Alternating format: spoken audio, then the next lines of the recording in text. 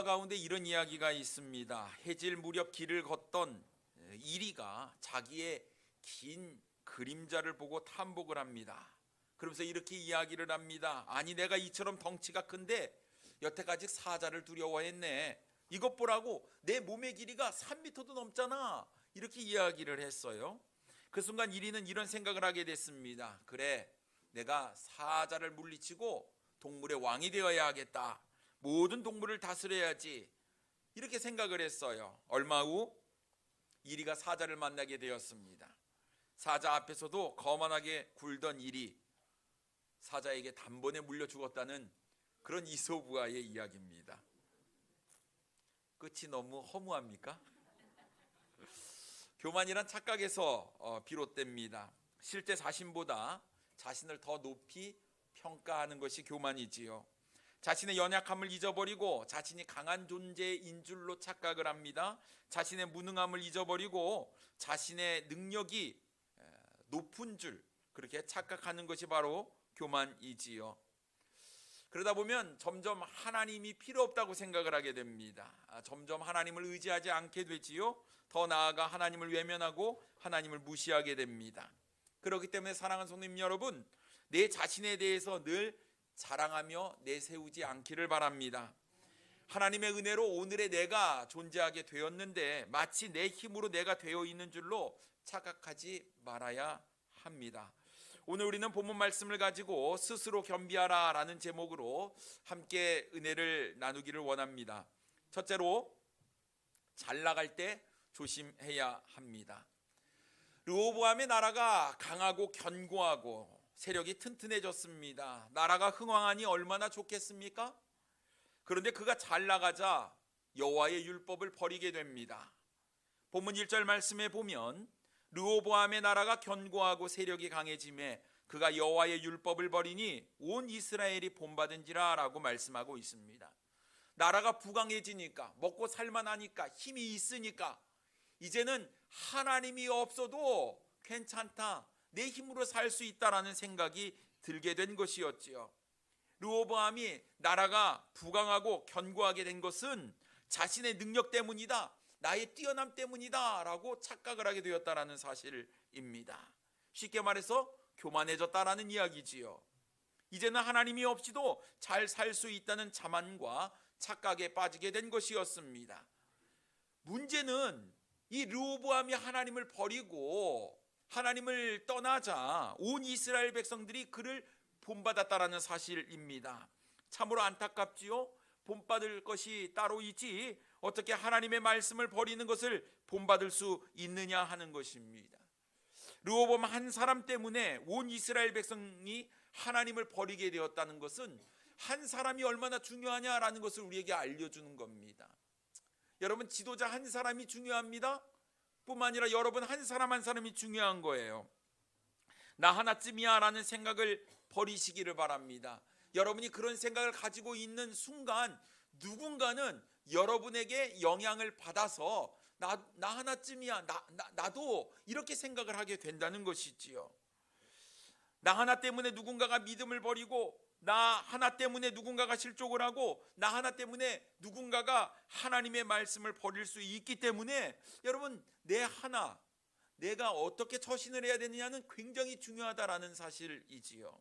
근데 여러분 한번 생각해 보십시오. 르호보암이 강성해진 이유가 바로 그 자신 때문이었을까요? 아니었습니다. 이유가 따로 있었어요. 역대하 11장 16절과 17절 말씀에 보면 이스라엘 모든 지파 중에 마음을 굳게 하여 이스라엘의 하나님 여호와를 찾는 자들이 레위 사람들을 따라 예루살렘에 이르러 그들의 조상들의 하나님 여호와께 제사하고자 한지라.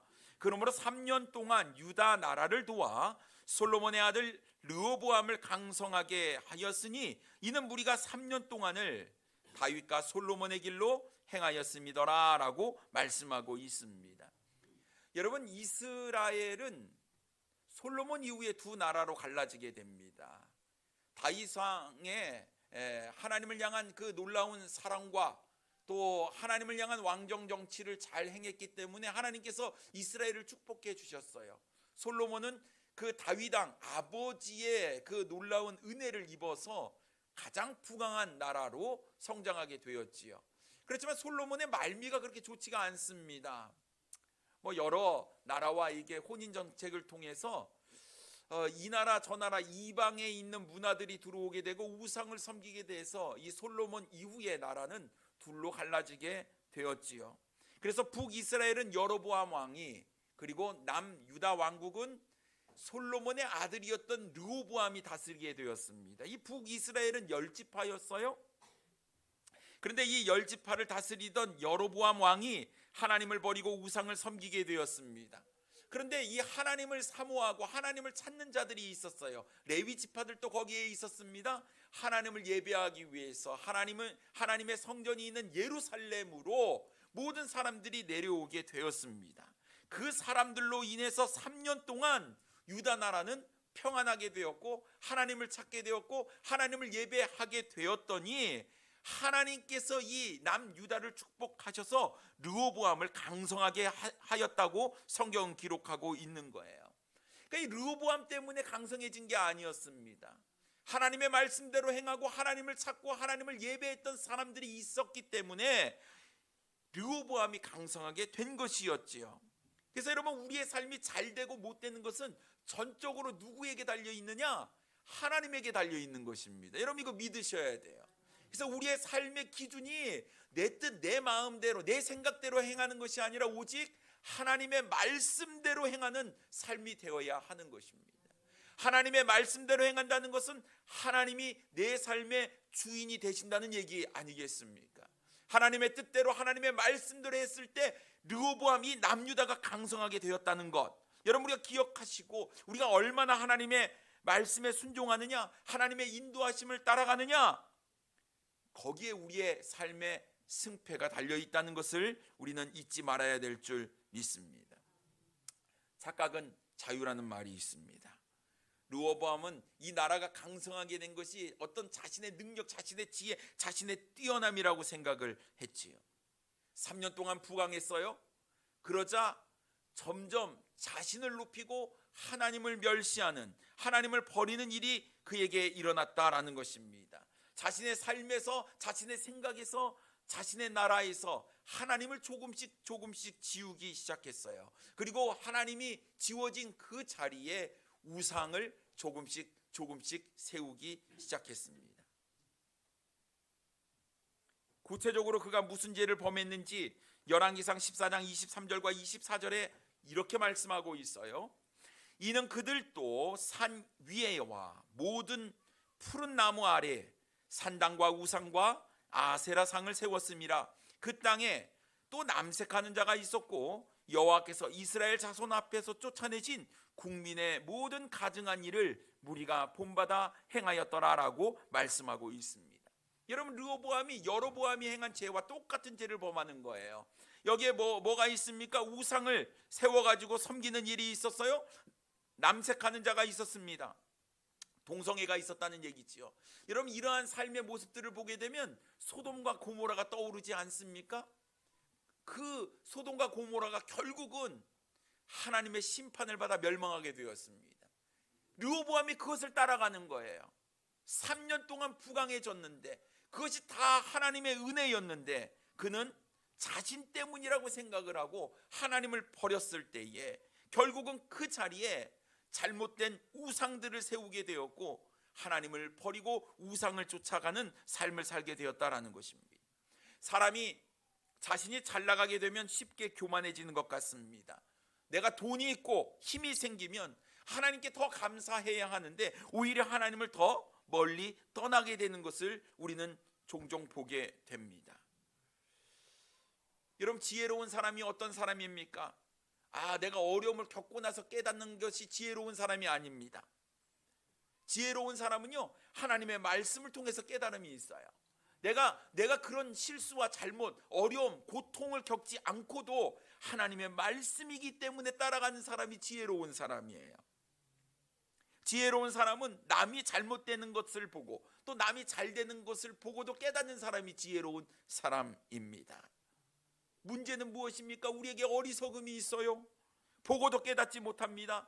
된통 혼나고도 자신이 저지른 잘못을 또다시 저지르게 되는 그런 결과를 우리는 갖게 됐는데, 이런 모습들이 바로 어리석은 모습이다라는 것이지요.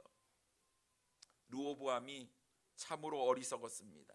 자신이 누리는 축복이 어디에서부터 오는지 그렇게 몰랐어요. 3년 동안 하나님을 찾는 사람들과 레위 사람들이 내려와서 하나님을 예배하고 하나님을 높이는 삶을 살았을 때에 그 나라는 부강하게 되었는데 말이죠. 자신이 교만해지니 하나님을 한순간에 버리고 말았다라는 것입니다. 여러분, 우리가 나의 나 된 것, 이게 다 주님의 은혜라는 사도 바울의 고백처럼 우리가 지금 있는 것도 다 주님의 은혜가 아닙니까? 여러분, 과거의 우리의 삶을 한번 생각해 보세요. 지나놓고 보니 다 은혜였어요.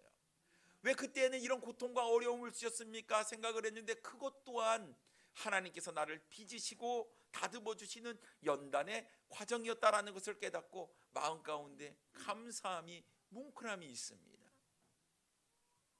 우리는 하나님의 은혜, 하나님의 인도, 하나님의 축복을 잊어버리지 않아야 합니다. 내 삶이 평안해졌을 때, 내가 좀 잘 나갔을 때, 내가 지금 성공하고 있을 때, 그때 우리는 조심해야 하는 것입니다. 우리가 교만해지는 그 순간 우리는 하나님보다 내 자신을 높이게 될 것이고, 우리가 하나님을 점점 멀리하는 그 순간 우리의 삶은 내려막길을 가게 될 것이기 때문에 그렇습니다. 르호보암이 하나님을 버렸을 때 하나님은 애굽을 통해서 그들을 벌하셨어요. 애굽 왕 시삭이 많은 군사를 이끌고 유다를 공격해 왔습니다. 3절 말씀에 보면 그에게 병거가 1200대요 마병이 6만 명이며 애굽에서 그와 함께 온 백성 곧 리비아와 숫과 구스 사람이 헤아릴 수 없이 많더라라고 말씀하고 있습니다. 병거가 1200대, 지금으로 말하면 뭐 탱크 정도 되겠지요. 마병이 6만 명입니다. 여러분, 6만 명의 말굽 소리가 얼마나 크게 들렸을까요? 애굽에서 그와 함께 온 백성 셀 수 없이 많았다, 이렇게 이야기를 하고 있습니다. 얼마나 사람이 많았으면, 군대가 많았으면요, 이 많은 군대를 르호보암은 감당할 수가 없었다라는 것입니다. 여러분, 르호보암이 편 정책 중에 하나가 뭐냐면 유다의 견고한 성읍들을 만들었어요. 그래서 방비하고 지킬 수 있도록 하였는데 너무나 많은 군대가 들어오자 감당할 수가 없습니다. 그래서 자신이 세웠던 그 견고한 성읍들을 하나하나씩 빼앗기게 됐어요.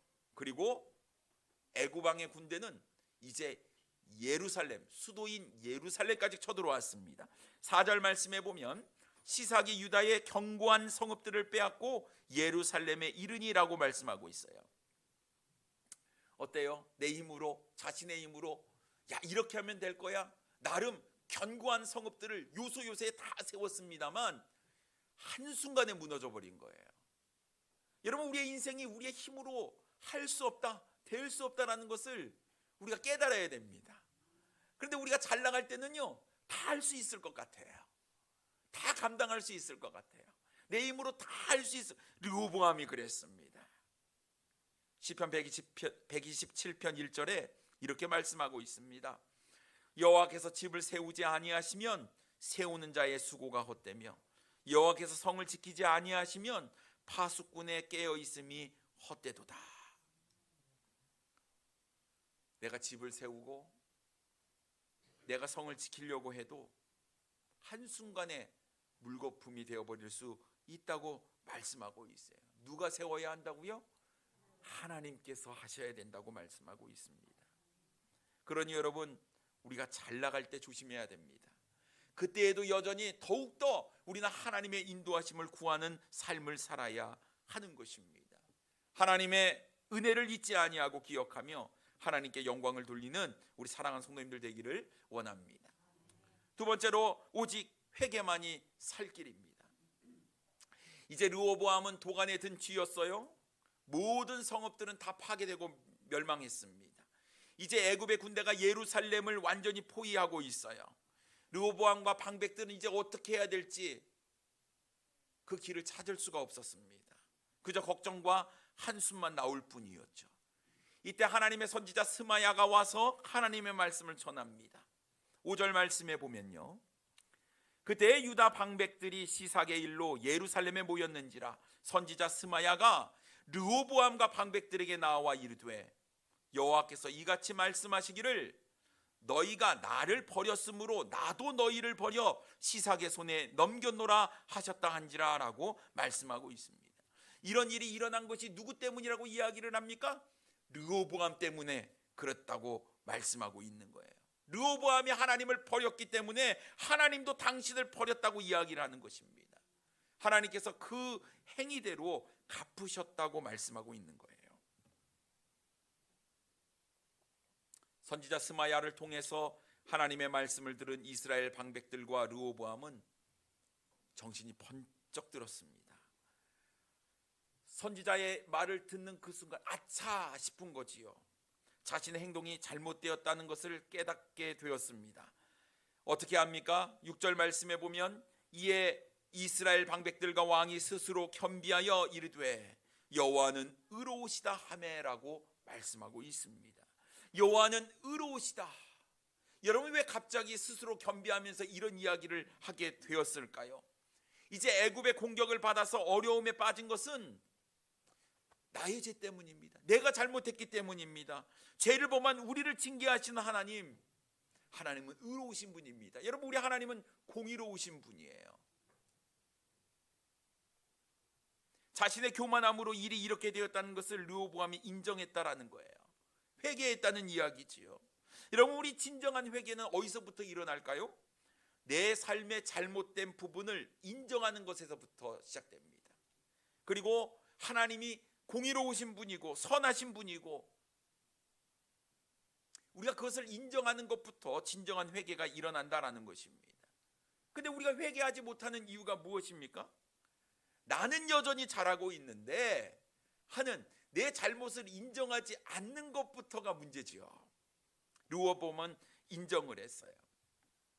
여러분, 우리가 하나님 앞에서 범죄했을 때 우리가 살 길은 하나님 앞에 진정으로 회개하는 것입니다. 회개가 무엇입니까? 지금 내가 가는 잘못된 길에서부터 180도 돌이키는 것, 이것이 바로 회개이지요.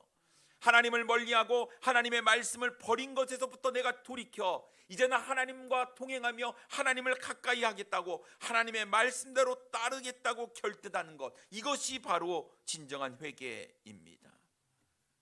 사랑하는 성도님 여러분, 여러분은 하나님 멀리 하셨습니까? 하나님을 가까이 하고 계십니까? 혹시 내 삶 가운데 하나님의 말씀을 버린 채 살고 있지는 않으십니까? 하나님을 의지한다고 고백하면서도 내 삶은 내 지식과 내 힘을 더 의지하고 있는지는 않으셨는지요? 그렇다면 회개해야 합니다. 돌이켜야 합니다. 그래야만 살 수가 있는 거예요. 하나님께서는 르호보암이 스스로 겸비하여 회개했을 때 선지자 스마야를 통해서 이렇게 말씀하셨어요. 7절과 8절 말씀에 보면 여호와께서 그들이 스스로 겸비함을 보신지라 여호와의 말씀이 스마야에게 임하여 이르시되 그들이 스스로 겸비하였으니 내가 멸하지 아니하고 저희를 조금 구원하여 나의 노를 시삭의 손을 통하여 예루살렘에 쏟지 아니하리라. 그러나 그들이 시삭의 종이 되어 나를 섬기는 것과 세상 나라들을 섬기는 것이 어떠한지 알게 되리라 하셨더라라고 말씀하고 있습니다. 스스로 겸비했을 때 하나님께서는 멸하지 않겠다고 약속을 하셨어요. 그런데 그 뒤에 있는 내용이 조금 낯선데요. 저희를 조금 구원하여 이렇게 말씀하고 있어요. 아니, 회개했는데 완전히 구원해 주셔야 되는 것 아닙니까? 애굽의 군대를 완전히 물리쳐 주셔야 하는 것 아니겠어요?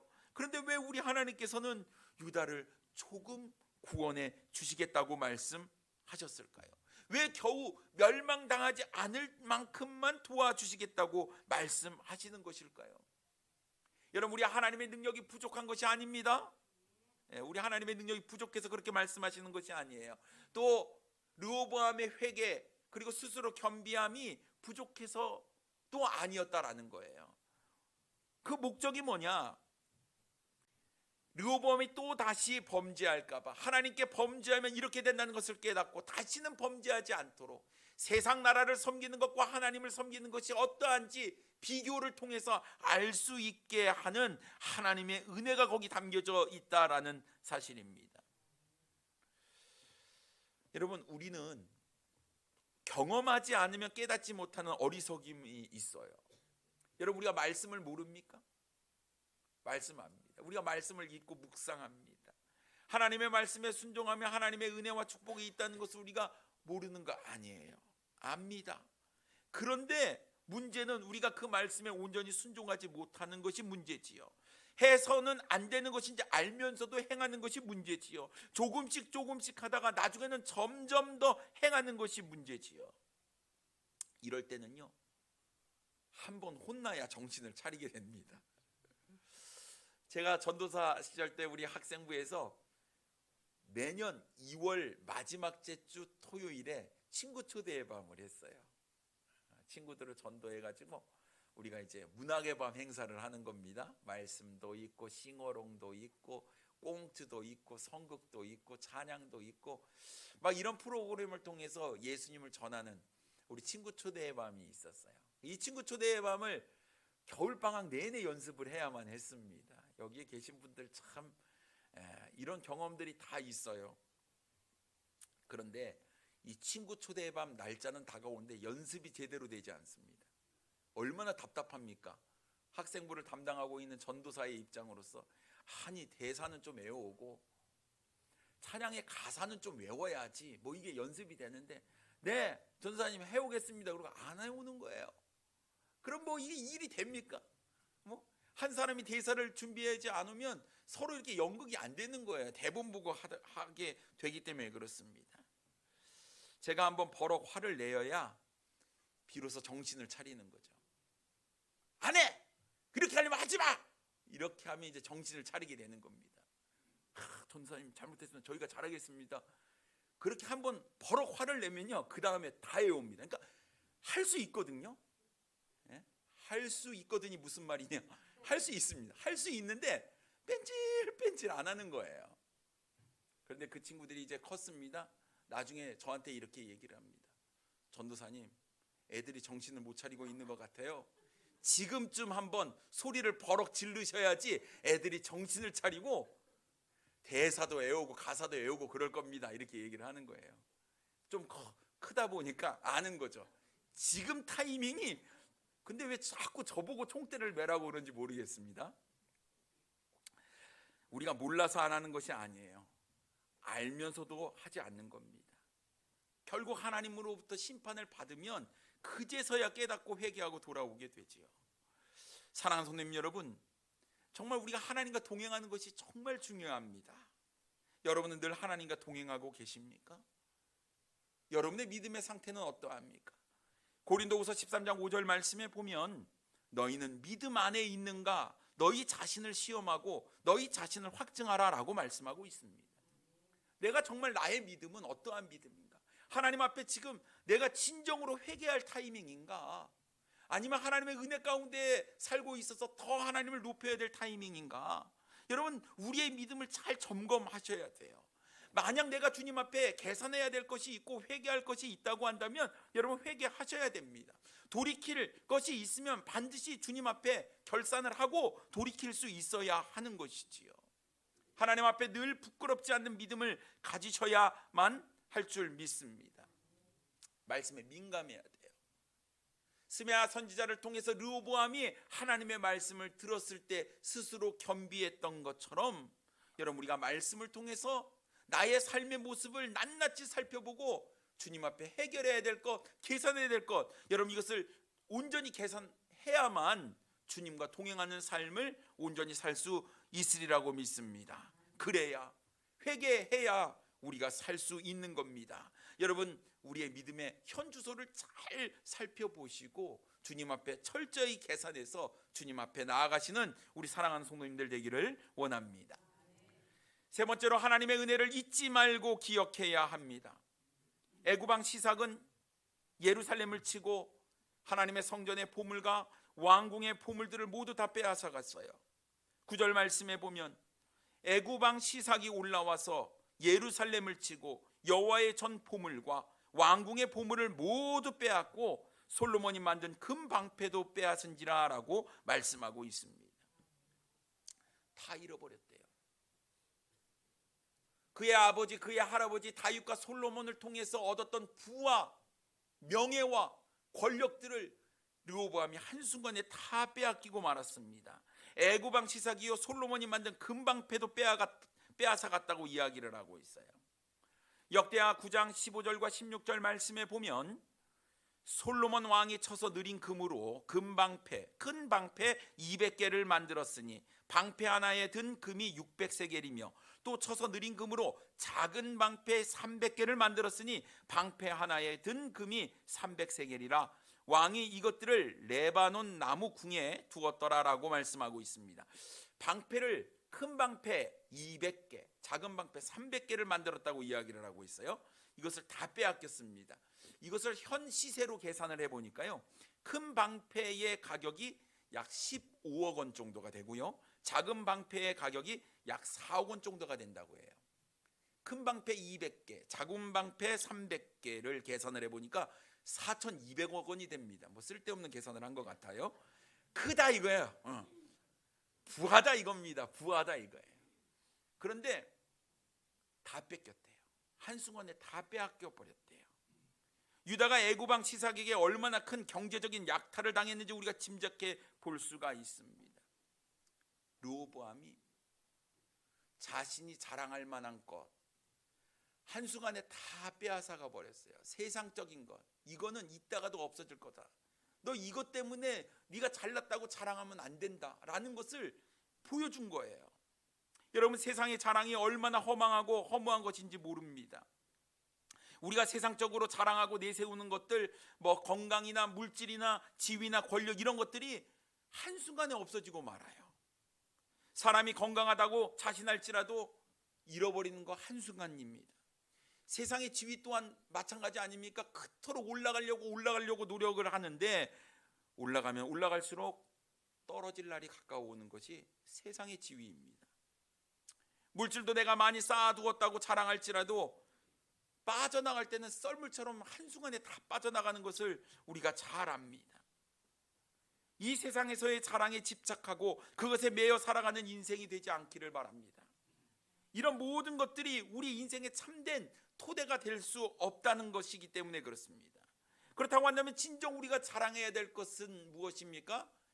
건강도 주시고 물질도 주시고 지위도 주시는 하나님이 우리의 삶의 진정한 자랑이 되어야 될 줄 믿습니다.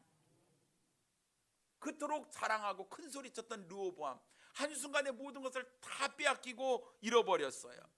아름답고 화려한 금 방패를 빼앗겨버린 르호보암이 무슨 방패를 만들었을까요?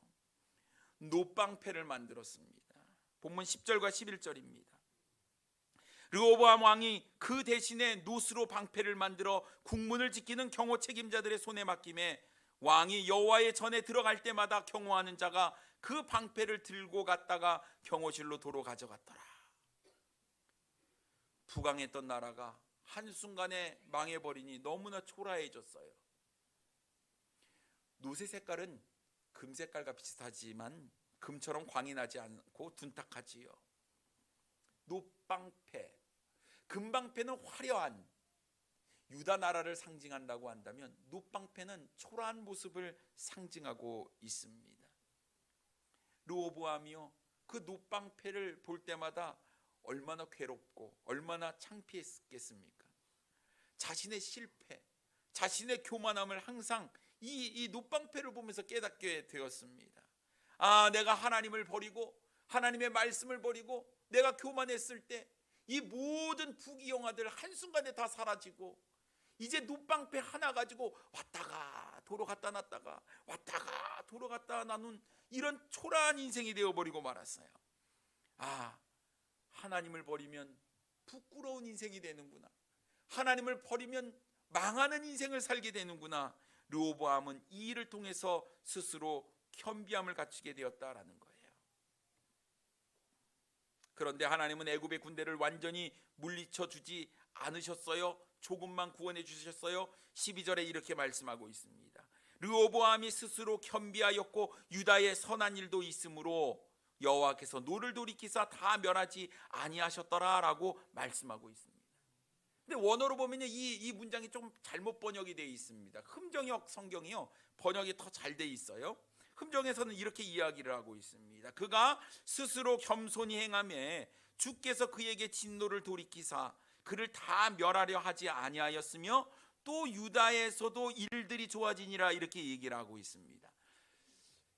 이 원문의 내용은 이렇습니다. 르호보암이 스스로 겸비하였기 때문에 하나님께서 노를 돌이키사 멸하지 아니하셨고 그로 인해서 유다에 선한 일이 생기게 되었다, 이렇게 얘기를 하고 있는 거예요. 겸비함이 중요한 겁니다. 교만하지 아니하고 스스로 겸손함이 중요한 거예요. 하나님이 노를 돌이키게 된 이유는 그가 하나님 앞에서 겸비했기 때문이었습니다. 하나님의 진노를 피할 수 있는 방법은 스스로 겸비하고 회개하는 것이에요. 근데 여러분, 이렇게 행하는 것이 결코 쉽지 않다라는 것입니다. 내가 지은 죄를 인정하고 나의 잘못을 인정해야 진정한 회개와 겸비가 나타나는데, 우리는 우리 안에서 완악한 본성 때문에 이것을 거부할 때가 있어요.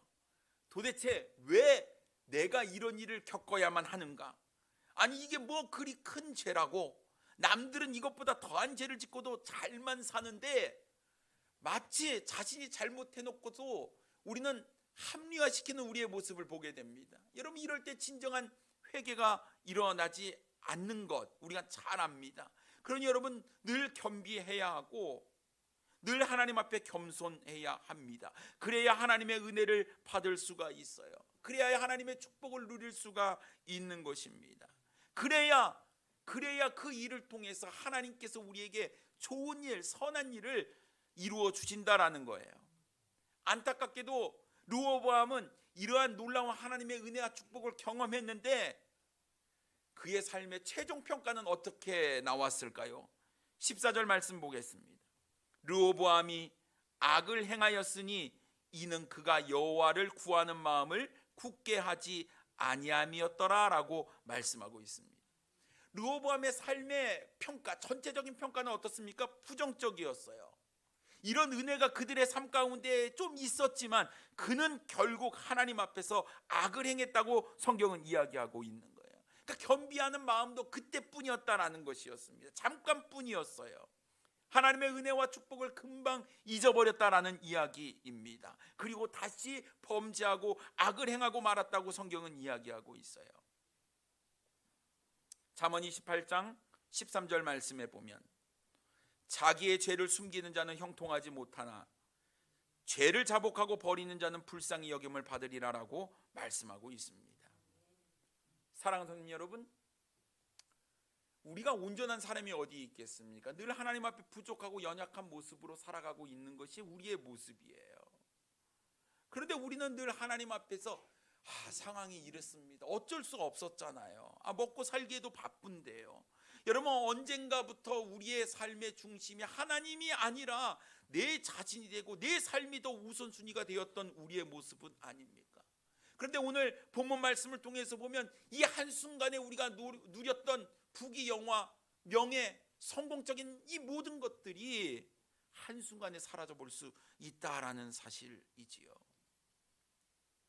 이제는 하나님의 말씀대로 하나님의 은혜 안에 거해야 될 줄 믿습니다.